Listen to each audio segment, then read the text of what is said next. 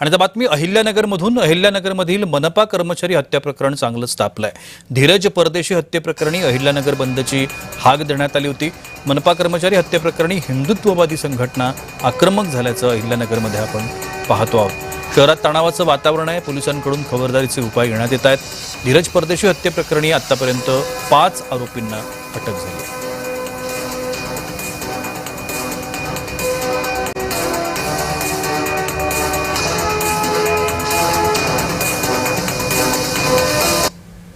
महानगरपालिका कर्मचारी धीरज परदेशी याच्या मृत्यूनंतर आता हिंदुत्ववादी संघटनांकडून शहर बंदची हाक दिलेली आहे। या हाकेला जे आहे आता अहिल्यानगर महानगरपालिकेच्या कर्मचारी संघटनेने देखील जे आहे बंदला जे आहे ठेवण्यात आलेलं आहे। काम बंद आंदोलन त्यांनी सुरू केलेलं आहे। बेमुदत काम बंद आंदोलन महानगरपालिका कर्मचाऱ्यांकडून करण्यात येत आहे। कुठेतरी धीरज परदेशी हा महानगरपालिकेच्या कामासाठी भोकरनगर भागामध्ये गेलेला होता। त्यावेळी त्याच्यावर प्राणघातक हल्ला झाल्याचं आपल्याला पाहायला मिळत आहे।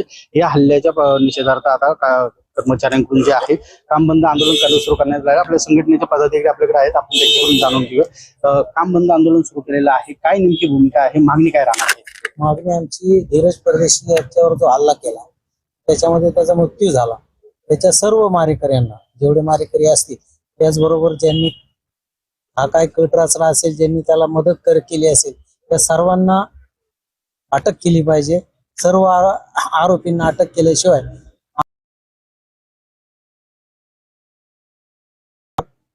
जोपर्यंत आम्हाला पोलीस प्रोटेक्शन मिळत नाही, त्याचप्रमाणे मुकुंदनगर भागामध्ये पोलीस चौकी आहे पण तिथं कधीही पोलीस नसतात। ती पोलीस चौकी कंटिन्यू चालू राहिली पाहिजे, तिथं पोलीस बंदोबस्त असला पाहिजे आणि त्यांनी संरक्षण मिळाल्याशिवाय आम्ही कोणी कामगार कामावर जाणार। गिरीश रासकर, जय महाराष्ट्र न्यूज, अहिल्यानगर।